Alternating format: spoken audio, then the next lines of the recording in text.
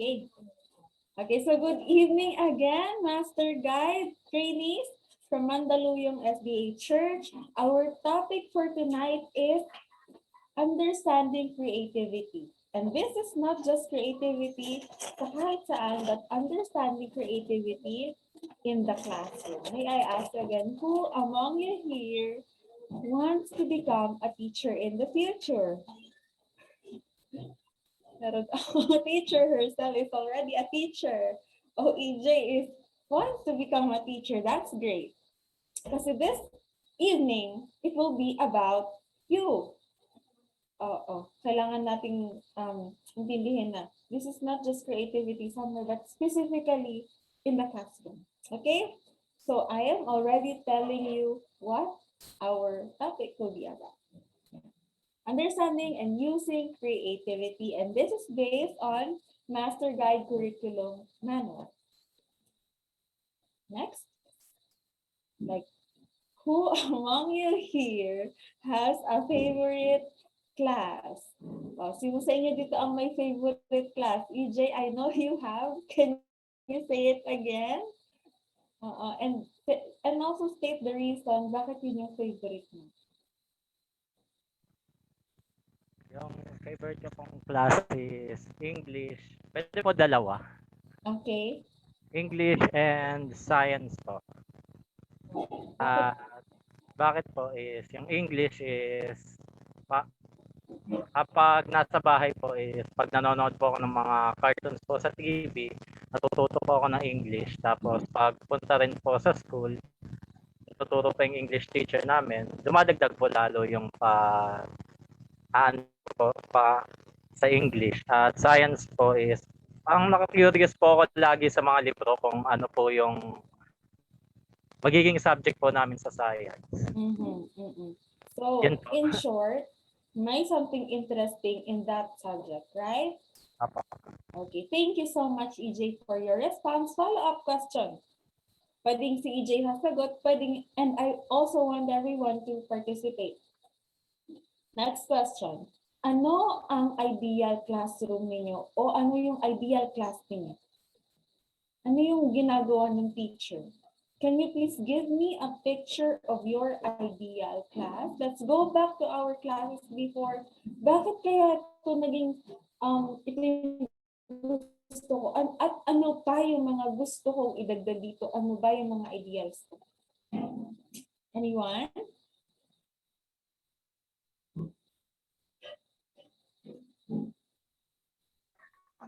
Meron pong aircon. Okay, can we have Kisha May first and then John Clarence? Yan. Ano ba? Yung teacher po is very interactive, and parang mas natututo po kami kapag nagsasalita siya gano'n. Wow. Okay, that's great. Thank you so much. Yun. Participation? Yeah. Sige. Thank you so much, Kisha May, for that response. Kapatid ka ni herself? Yes. Oo. Okay, thank you so much. How about John Clarence?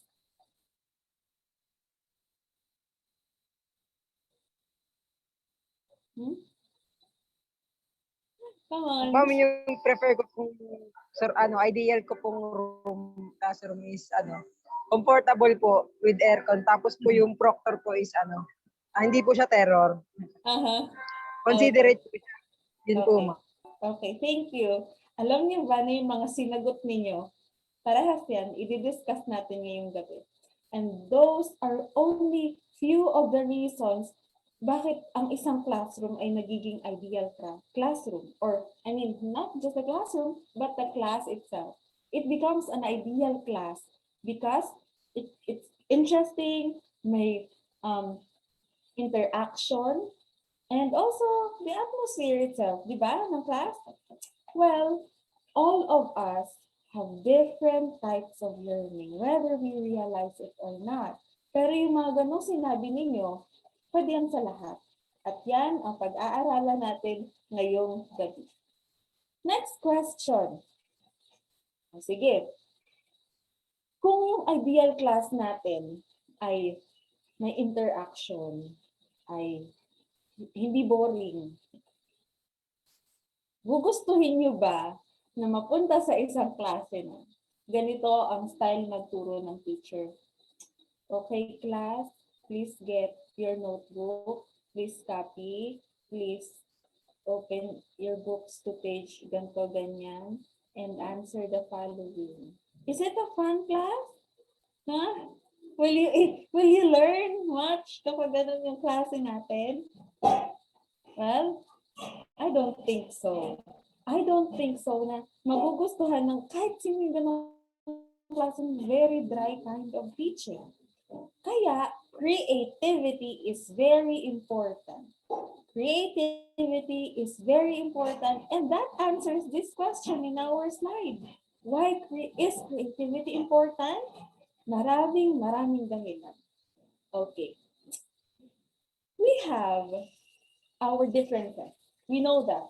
I am different from teacher herself. Teacher herself is different from her sister, Kisha May. And Kisha May is different from the rest of us. We all have differences. We all have differences. But can you think of the way how your teacher teaches you? Balikan natin kung paano tayo tinuturuan ng mga teacher natin sa class. First, nire-review yung lesson, di ba? And then, dinidiscuss sa atin yung lesson itself, right? And then, after that, may pa-activity. Tapos after nun, may mga assignments pa. Agree ba? Ganun ba? Magturo ang ating mga teachers? Yes. Why? Because individuals learn through information and through different experiences. Okay? People learn in two basic ways. Keep that in mind. People learn in two basic ways through information and through experiences. Okay? Individuals gain knowledge about things through information, through talking, reading, audiovisuals, discussion. Kaya yung mga teacher natin, very important na hindi lang sila nagpapabasa ng basa lang kayo or magpa-activity lang. Hindi matututo masyado ang ating mga estudyante kapag ganun lang. They must be exposed to different medium na kung saan magigain sila ng information. Again, it can be through talking, through reading, audiovisual, discussion. All of those can work. All of those can work. Okay? And they also gain knowledge by being involved with people, visiting places, and participating in events and activities. Yan naman yung through experiences. So holistic. Hindi lang pwede magtuturo ka sa class mo na papabasahin mo lang yung mga bata ng book. It must be holistic. Kailangan may information, kailangan may experiences. Kailangan may information, kailangan may experiences. But again, we have different kinds, different ways of perceiving information. Okay? We have different ways of perceiving information. So how does an individual perceive an information? We have what we call, yan, the learning styles. We have what we call the different learning styles. We have visual, auditory, physical, verbal, logical, social, and solitary.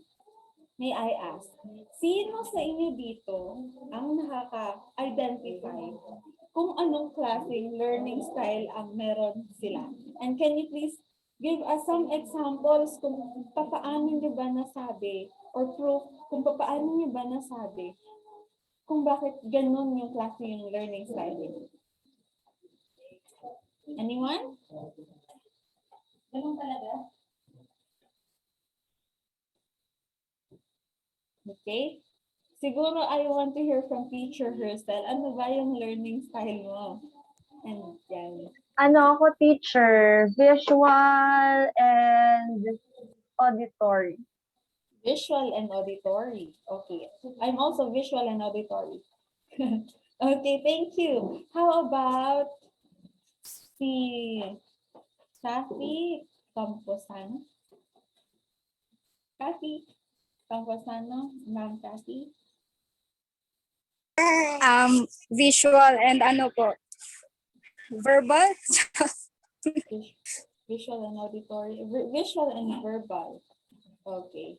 So, iba-iba yung ating learning style. How about Lester Muldera? I want to hear your voice. Ano po? Solitary, visual, saka verbal. Okay, solitary, visual, and verbal. Thank you for all of those who responded. At least you know what kind of learning style you have, right? It's very important. It's very important na as we study, as we delve into reviewing our books, alam natin kung ano yung learning style natin. It helps. Pwede siyang makatulong kung paano tayo magkaroon ng higher grades in school. And not only for us students, but also, most importantly, that teachers must understand fully na iba-iba ang learning style ng kanyang mga estudyante o ng mga tinuturuan. Hindi pwedeng puro basa lang. Look at this one. Like what I said a while ago, it can be yung pag-gain natin ng information through talking, reading, audiovisual, discussion, kasi it must touch the different learning styles that a student has. Okay? Got it? And this is the creativity na tinutukoy natin ngayong gabi. It's not about cutting papers. It's not about making artworks. It's about making the class more fun. And creativity is a prerequisite para natin yun na-achieve. Okay? The perception process. Let me ask, kung iba-iba yung learning styles natin, how can we make sure we are helping our students learn at their best? If we all have different styles of learning, how can we make sure we are helping our students learn at their best? Okay. Iba-iba sila, pero meron bang common denominator na pwede nating magawa in order for us to have a creative class, or not only a creative class, in order for us to achieve yung pinaka-best way na matututo yung mga estudyante natin. Anyone?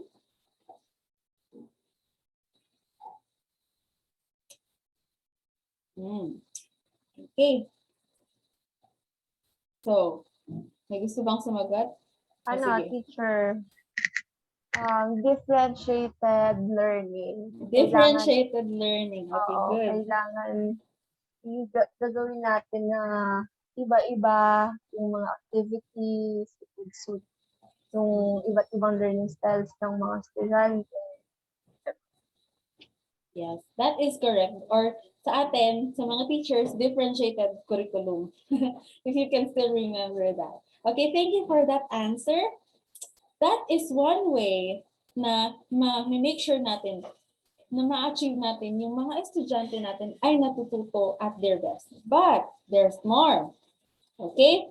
We have this perception processes, and it includes the following: motivation, practice, past experiences, level of maturation, activity, reinforcement, transfer of learning. And I'll be discussing to you each one by one. Yeah.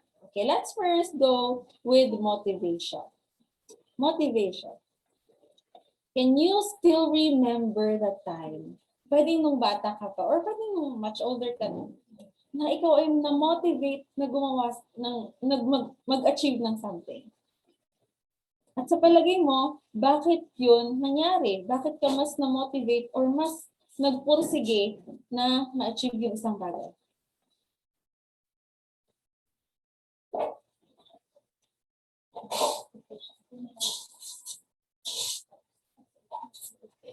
Anyone?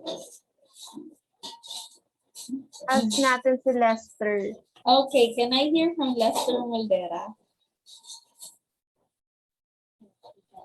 Can you repeat the question po? Meron ka bang natatanda ang experience kung saan na-motivate ka gumawa ng isang bagay? Kahit yung bata ka pa. At sa palagay mo, ano yung reason kung bakit ganun? Siguro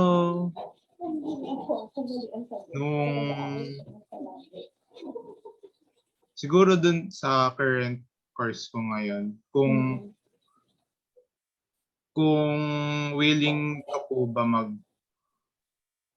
mag-learn dun sa course, edi parang ayun na yung motivation mo kasi Oo. kung mahal mo yung course mo, hindi ka nag-chase ng kahit ano. Parang you're just doing what you love. Tapos ayun lang para sa akin. Okay, you are doing what you love, and that is an intrinsic kind of motivation. No? Motivation happens in learning learning is more likely to occur when an individual is motivated. Sa amin, as kinder teachers, this is what we do. We give sometimes, not all the time, we give extrinsic motivation. And what are those? Basta anything tangible na gusto ng bata, we can give that as a prize. That is called an extrinsic kind of motivation. And learning happens when a person is more interested in that something. Kasi mas motivated siya gumawa. At hindi lang yon applicable sa mga kindergarten, but for us, adults also. O sa inyo mga young adults. Di ba? Nangyayari yon sa lahat. Learning is more likely to occur when an individual is motivated. They need to have the desire to learn, to feel expectant and curious. This sense of motivation needs to be true for the teacher as well as the students. And teachers, in the future, siguro sa inyo, ngayon mga high school students pa lang kayo, but maybe there will come a time na kayo ay magtuturo rin.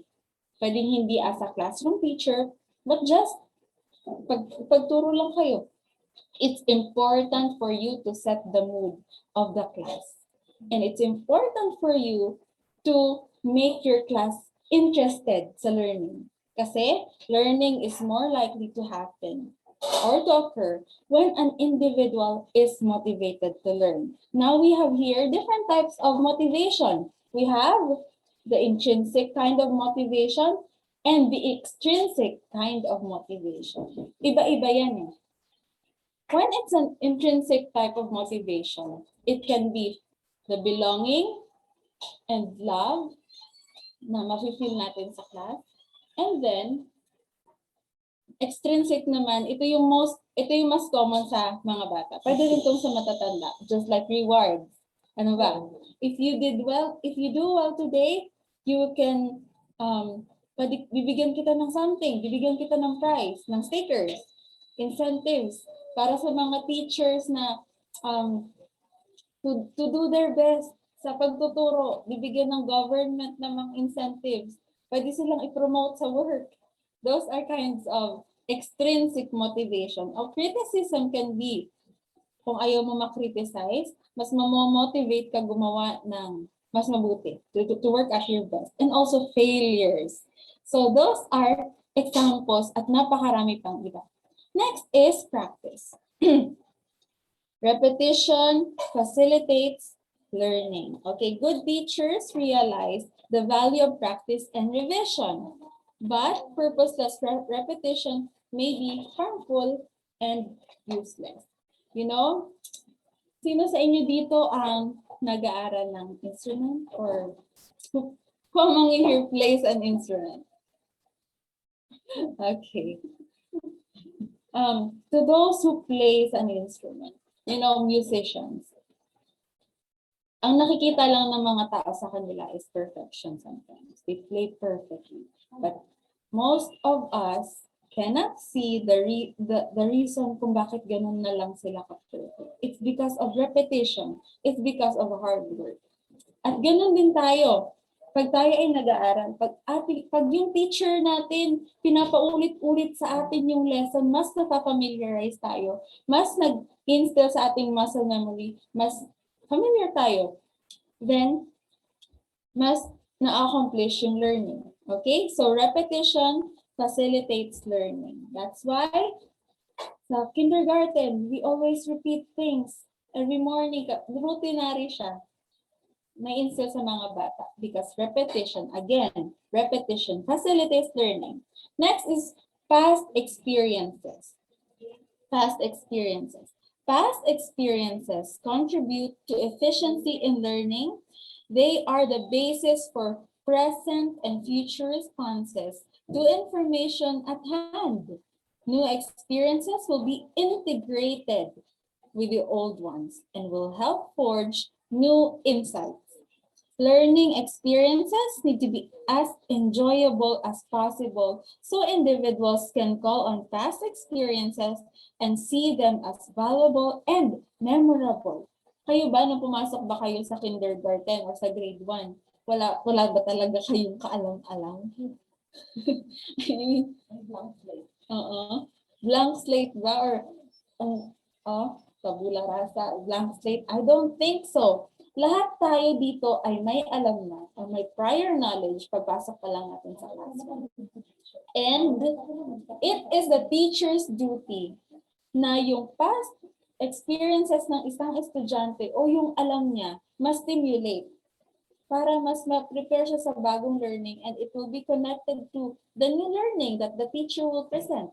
So, have that mindset na alam ng yung ating mga hahawakang mga estudyante, may alam na sila. And their past experiences contribute to efficiency in learning. Hindi mo pwedeng turuan ng high mathematics ang batang galing sa province na sa mga kabundukan. No, you cannot do that. So, tayo as a teacher, we must learn kung saan, ano yung level ng mga estudyante natin. At imimit natin kung saan sila. Okay? At doon, connected yung isa pang element ng process ng perception, which is the level of maturation. Okay? Level of maturation, learning happens more readily and is usually more enduring when the activity is appropriately geared to the learner's physical and intellectual level. Just like what I said a while ago. Kailangan alam natin kung saan natin imimit ang mga estudyante natin. Hindi natin pwedeng turuan yung mga grade 1 ng calculus. No. And that is very obvious. So, we should be familiar kung ano ba yung level of maturation ng mga bata. At fortunately, may mga research na tungkol dyan. We have a theory that is called Piaget's periods of cognitive development. So, ayan, ang mga bata, ang kanilang natututunan pa lang is object permanence. Hindi ko na i-discuss masyado yun sa inyo. But as you can see, iba ang way mag-isip or ang cognitive development ng batang 6 years old, sa 7 years old, sa 12 years old. And we have to make sure that we are familiar with this before we teach.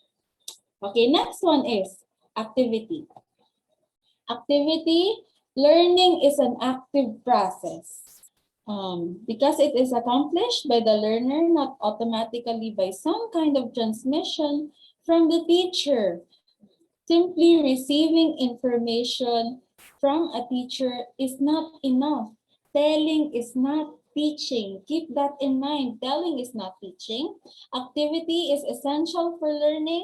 Experiences and exercises need to be provided and presented in such a way to stimulate the activity. Just like what I said a while ago, there are two basic ways to learn information, and that is gaining information and gaining experiences. And activity is a part of learning. Hindi ka pwedeng nagkikwento lang sa classroom. Wala masyadong matatransfer na learning sa mga estudyante mo. Kapag Saan ano niya? Ayan. Yun nga eh. Saan, din niya ginamit. Ano dito? Okay, so walang masyadong matatransfer na learning kapag puro salita lang ang isang teacher. Next is reinforcement. Reinforcement, the possibility that learning will occur is greater when different ways of responding or behaving are followed by different conditions. Reinforcement, ano ba ang ibig sabihin ng reinforcement? Or reinforcement of behavior. We have different kinds of reinforcement, may positive, may negative. Pero ano ba ang ibig sabihin nun?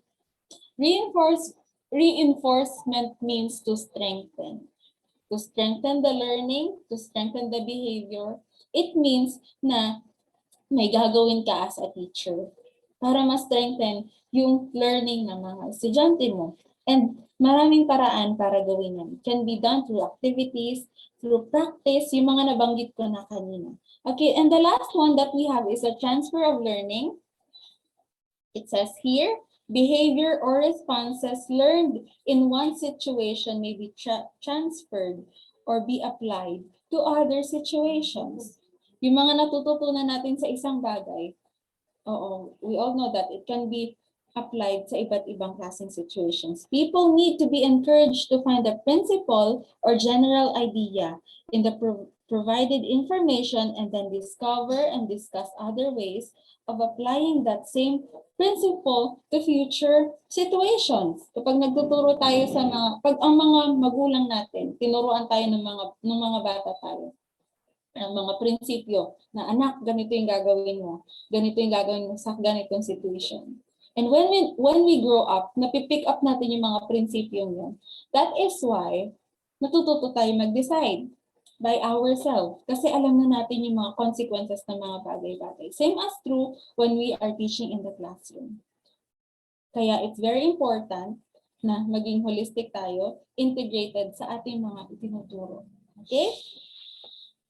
So let's proceed to essentials of effective teaching. Ito. Remember a while ago na before I started discussing all of these things, sinabi ko sa inyo yung ating pag-aaralan. Why? Because it's important na aware yung mga bata kung ano yung i-expect nila during that day or during that lesson. For a lesson to be effective, both the teacher and the student must know what they expect to accomplish. The aim of the lesson must be clearly stated and achievable in the allotted time. Why? It's important na magma-mindset na yung mga bata sa kung ano yung i-expect nila sa lesson. Okay? A specific aim, a succinctly stated aim gives direction and purpose to the lesson, provides the necessary basis for choosing content, teaching procedures, and is the criterion by which progress in learning may be assessed. So as a teacher, preparation is important. Did you know that it's a crime to come to class unprepared for teachers? So, minsan, as a teacher, masyadong busy. Pero it's very important that we come to class prepared. Next is presentation of learning methods. Presentation of learning methods to facilitate learning. New materials generally need to be presented in a coherent, sequential fashion and illustrated and applied in many ways. Napansin niyo ba na kapag yung teacher natin minsan hindi masyadong handa, hindi natin masyadong naiintindihan ng mga lessons? Hindi natin masyadong naiintindihan ng lessons kasi comprehension increases if material is organized. Kapag na yung ating itinuturo, alam natin as a teacher yung flow, hindi na siya mahirap i-relay sa mga estudyante. I have experiences when ngayong nagtuturo na ako, sabi ko, bakit ba hindi ko to naintindihan nung estudyante pa lang ako? Madali lang pala siyang intindihin.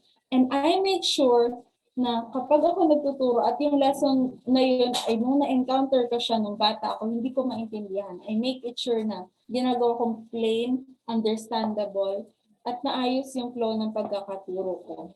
Kasi kapag hindi, matutulad sila sa akin. That is why preparation is important and as teachers must know the lessons clearly. Kasi magkakaroon ng effect ito sa ating mga estudyante. And did you know na the voice of the teacher has an effect also sa pagtuturo? Okay? Teachers also need to be aware of the influence and effect of the quality of their voice. Just imagine if I talk this way. Okay, everyone, to facilitate learning, new materials generally need to be presented. Will you be interested in listening to me? I don't think so. Kaya, it's important that as teachers, our voice must be catchy enough, clear enough, kasi careless, colorless, slow motion na pagsasalita, monotonous, hurried, nervous, loud, speech tends to dissipate the person's attention. Nagzone out ba kayo minsan kapag nakikinig kayo sa mga sermons? Minsan, I am guilty of that. Kasi medyo boring magsalita. That is why the voice must be exercised. The speaking must be exercised in a way na magiging interesting pa rin ito sa mga bata. Okay? And also, it's not only that, learning atmosphere. Yan, the learning atmosphere. Did you know that if you become a teacher someday, your personality, your attitude, it will have an effect to your class. The way how you speak, the way how you present yourself, the way how you smile, the way how you look, meron yung epekto sa classroom atmosphere mo. The attitude and behavior of the teacher can have a significant effect on kinds of behavioral patterns the participants exhibit and develop, hence on the group of the learners. So lahat yan ay may epekto. That's why Ellen White stated that a symmetrical character and a balanced mind are the two requirements na hinahanap sa ating mga Adventist school teachers.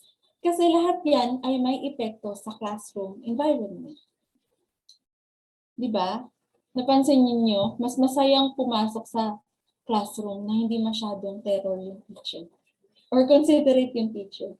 Mas masaya pumasok sa classroom na mas welcoming yung teacher. Though may discipline, it must be gentle yet firm at the same time. So if you want a happy kind of classroom, let's practice it right now. Yung pagiging, it starts with the teacher. You as a teacher, you are very powerful. You are a powerful person once you enter your classroom. And isa pa, fear interferes learning. Paano na lang kung yung mga estudyante natin, hindi sila takot sa subject, pero sa teacher sila takot. Nahihinder na agad natin yung kanilang learning. So, learning atmosphere, the teacher's behavior and attitude have a significant effects on the class learning. And not only that, we also have this, the sound, light, temperature, sitting arrangement, lahat yan ay may epekto. Okay, let's first discuss the sound. May mga estudyante na sila ay mas natututo kapag may music silang naririnig. May mga estudyante naman, like me, I cannot learn and I cannot really concentrate kapag maingay yung paligid. Meron naman na walang pakialam. So, paano ba natin makikater yung ganong needs, iba't ibang needs ng mga estudyante natin sa isang classroom? Then, siguro gawin na lang natin na, yung tulad nga ng sinabi ni teacher herself kanina, we can do differentiated curriculum na or differentiated activities. Iba-iba. Kasi iba-iba naman talaga ang learning. At least, alam natin na matututo silang lahat. Next is the light. The amount of light may also influence learning. Some learning is most effective under bright light, while other learning periods may occur in the evening around on a fire. Saan kayo mas natututo? Sa maliwanag ba yung ilaw o sa medyo dim? Some things are learned in an outside setting, while other situations call for an indoor setting. So, iba-iba talaga. Next is the temperature. Sino yung sumagot kanina na gusto na aircon daw ang ang mas natututo sila at mas maganda ang class kapag aircon. Did you know that sa kindergarten classroom required aircon? Kasi importante na komportable yung mga bata at hindi lang mga bata, lahat ng learner. Temperature must be considered, di ba? Next is the sitting arrangement. Nung college ako, ang favorite spot ko ng inuupuan talaga ay sa harap, katapat ng teacher. Why? Kasi ayoko ng distraction. Gusto ko na mas maintindihan ko yung lessons. Pero yung style ng pag-upo ninyo, may first row, second row, third row.